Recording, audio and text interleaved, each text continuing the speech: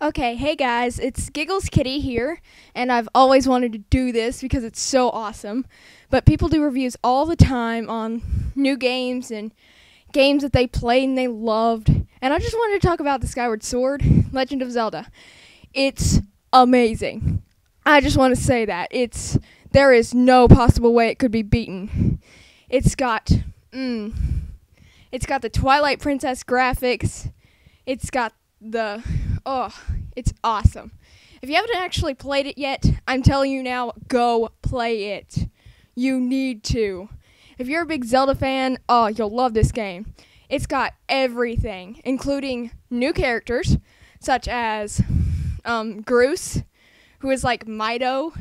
Oh my gosh, I hate him. I do. I hate him. And then there's Pippet and Kareen, and Colin and Dedge, I think.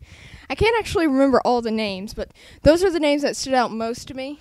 I mean, you're best friends with Zelda in the game, and that's new. I mean, you've never been friends with Zelda in the game, unless it was like Phantom Hourglass when she was a pirate, and it was just amazing. What I want to talk about firstly was Zelda's amazingly great mistake of putting the first boss as one of the hardest. His name is Gurhim, I think that's how you pronounce it. And it's amazing because it took me 8 tries to beat him when it normally only takes me 1 for the first boss. It was awesome. Basically, he's a self-proclaimed demon lord, if you don't know. Sorry for the spoiler. If you haven't played the game, but just saying. He is hard. You've got the returning character, too, of Impa, which I think is like the great descendant of the first Impa in Ocarina of Time. It's amazing. She's a Sheikah. She actually has similar qualities to Impa from Ocarina of Time, and it's awesome. Really. Zelda stood out a lot in this game because she's not just like the helpless little princess that you have to rescue. She actually plays a big part in the game. I don't know exactly what happens yet because I haven't completed the game yet, but it really shocked me that she was, like, better in this game. She wasn't just the prissy princess who stayed around all the time. It was pretty awesome. What I like best about the Legend of Zelda Skyward Sword is that you have the loft wing and you can ride on it. Oh my gosh, I love that. It's like Epona all over again, but 10 times better because you're flying through the air. I mean, seriously.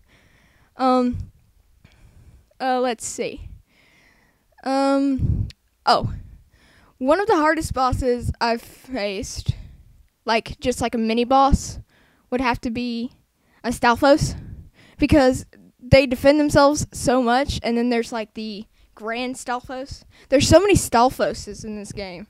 It's crazy. It really is. My favorite character in the game would probably have to be the Goron. The crazy Goron who follows you around and names all these things like the goddess walls and the goddess cubes, and he's pretty cool, but why would you want to wander around and search up stuff like that? Isn't that for, like, the goddess to know and you to never figure out? Sorry if you guys, like him better than I do, but seriously. Let's see. What shocked me the most was the fact that you can actually choose responses. You can actually, like, tell people what you want to say to them, and it's really weird because you've never actually talked in the game. He has a lot more, Link I'm talking about, he seems to have a lot more talking to do in this game. And of course there's the stamina bar, which I don't even want to go there. Not gonna go there. Not gonna go, no. Let's see. I like the bazaar in Skyloft the best because not only is it convenient, but it's functional too. You've got stuff that actually seems to be legit, I suppose. You've got your crazy merchant who just wants to sell and sell and sell and sell and puts on this weird happy face for you every time you come. You've got the creepy fortune teller. You got the potions maker who sends her husband to do everything and yada yada yada. You've got your little cafe. That's another thing I liked. You can sit in this game. You can literally sit and recover health and just sit on a stool. It's crazy. I've never seen that before. I like how you can sleep in this game too, because you not only regain a lot of health and can change from day to night by willingness now.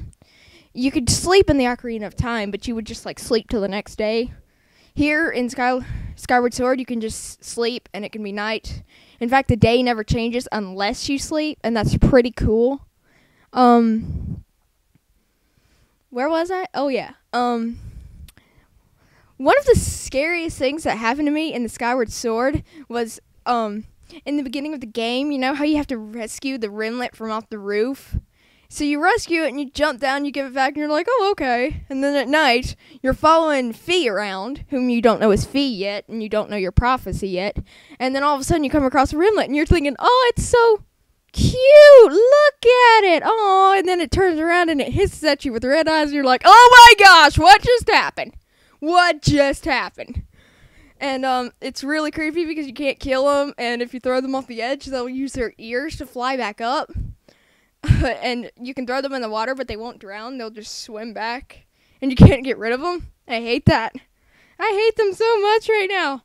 They're cute in their day forms, not in their night forms. Just saying.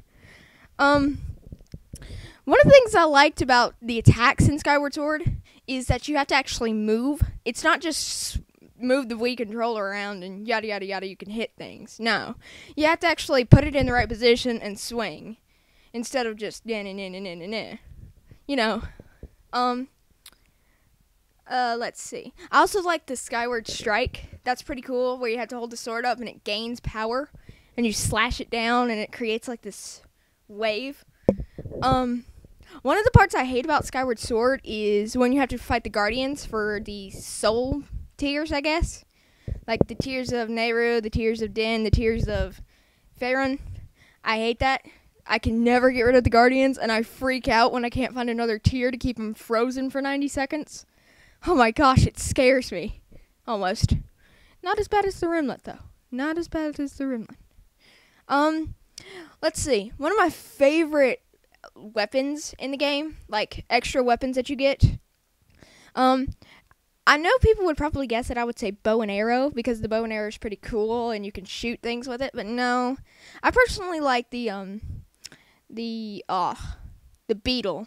Yeah, the beetle. The beetle's pretty awesome. It can pick things up, it can throw things down, it can hit things for you when you can't reach them. That's another thing. There's pretty much all the basic accessory weapons, like the claw shots, the slingshot, the bomb bag. Pretty cool thing about the bomb bag is that you don't have to buy bombs. You can just pick them up and put them in your bag, and that's pretty awesome. Let's see.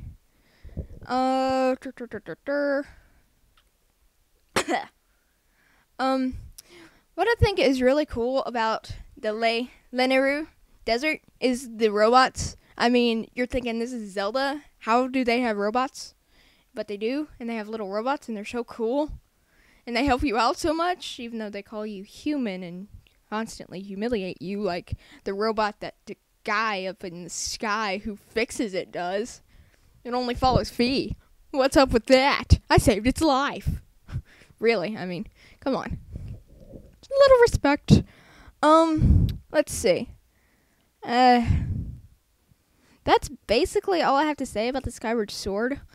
Other than the fact that it's awesome, I love it, and I want to play it some more, and I would gladly play it over and over and over and over and over again just to play it.